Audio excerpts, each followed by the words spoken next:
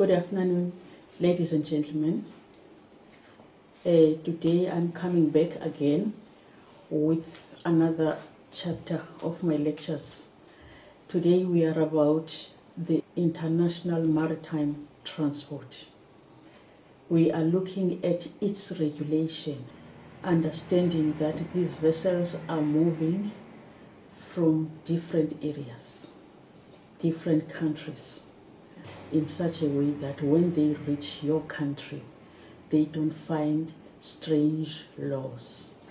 I'm going to talk about the regulations, the policies, the strategies, guidelines, everything that is developed by the International Maritime Organization. The United Nations decided to regulate the sea so that everybody is on one page as far as the movement of these vessels are concerned.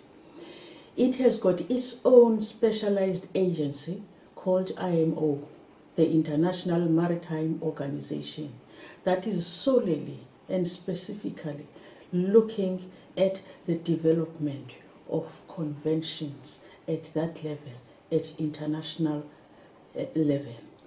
All member states of the IMO send their technical officials to go and develop that kind of law. Technical officials, not politicians. Technical officials, because they are going to use their expertise to come out with a law that will be governing the ships in their movement around the world. So IMO is doing that kind of work. It has got two governing bodies called the Council and the Assembly. Those are the two governing bodies of IMO. Apart from those governing bodies, it works in committees. The Maritime Safety Committee, the Marine Environment Committee, and the subcommittees such as naval architecture and others, including the legal committee, of course, because whenever there are problems at IMO level during the development of international instruments, those problems or challenges are presented to the legal committee. Having said that, ladies and gentlemen, when this law is developed, each country has to be represented, I mean the member states, by their officials. But the Assembly requires the representation by the ministers. The ministers are requested to attend because they are going to approve the work that has been done by the officials. And that work, it should be already been approved by the Council. So it's the Council that is presenting the work of committees to the Assembly.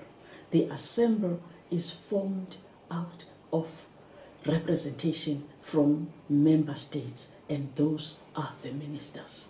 The ministers are requested at that stage.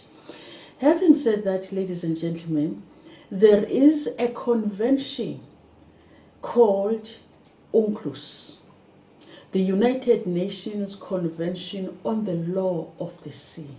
That is the basis of everything. It starts from there. All government departments in South Africa and anywhere in the world are looking at that convention.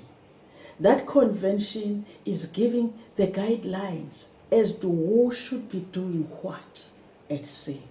For instance, I'll make an example. In South Africa, we have so many government departments that are there, but they take the mandate from the UNCLOS. The UNCLOS will tell the Department of Environmental Affairs its role, its mandate. The Department of Transport, the Department of Agriculture, and all other departments, including SAPS and the Defense. The UNCLOS is elaborating on the mandates of those particular government departments. Now will be about the maritime transport today, how it is governed, so taking from the UNCLOS. Apart from the UNCLOS, ladies and gentlemen, we have a convention that is looking at the safety of ships at sea. That convention is called ISOLAS, Safety of Life and Property at Sea. So this is the convention that we use when we're talking about safety itself. On the other hand, you have another convention called MARPOL. This is marine pollution. That is a convention that is dealing with marine environment protection at sea. So you can see that everything is about a convention. So these are the agreements, for that matter, these conventions set out by member states when they are developing an international legal instruments. Having said that, looking at these rules, so each department takes what it's supposed to do, its own mandate. So each department looks at its own mandate. So I will be about the Department of Transport today and the shipping itself. Now, the convention is developed at IMO. After that, it is adopted in a conference. All member states that are there, they sign.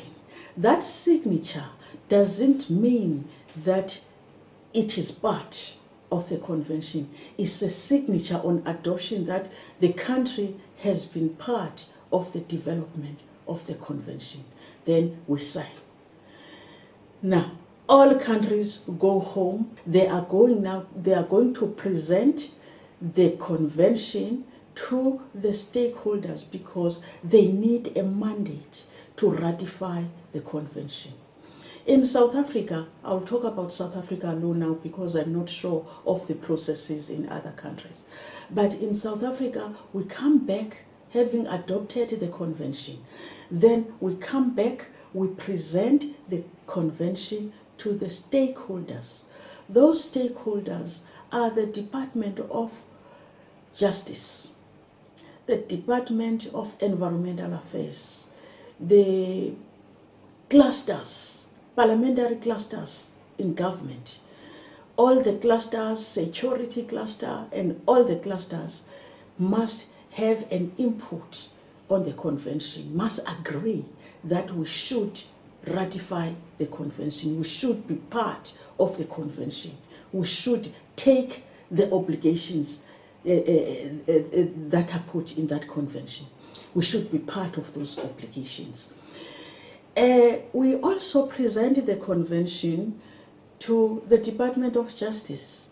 The Department of Justice looks at the legal issues.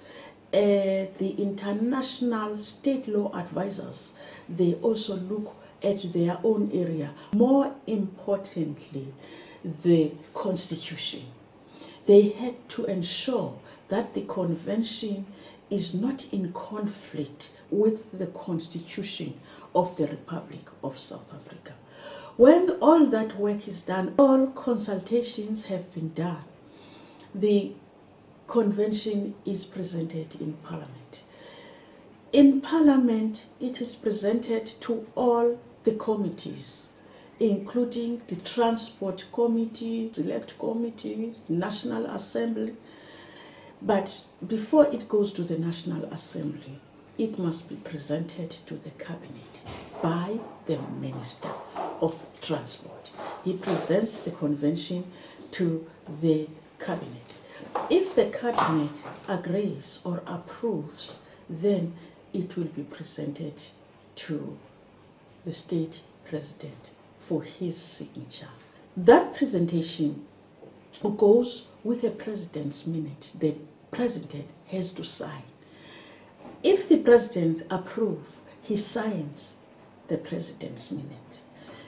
Then it is presented to the Department of International Relations. The Department of International Relations prepares an instrument of ratification. They prepare an instrument of ratification and present it to the Secretary General of IMO. When it reaches the Secretary General of IMO and he approves that he has received it, is then that South Africa will be a member of that convention. The membership of a convention is taking now a further responsibility. We are part of all the obligations in that convention. We cannot withdraw from it. There is within the convention itself a process one has to follow before he can withdraw from the convention, or before a country can withdraw from the convention. There's timing set there, and then in writing it withdraws from the convention.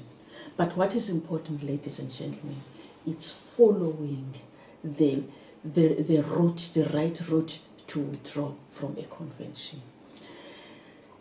When a country has withdrawn from a convention, it means that it is no longer part of that convention. It has detached itself from the convention.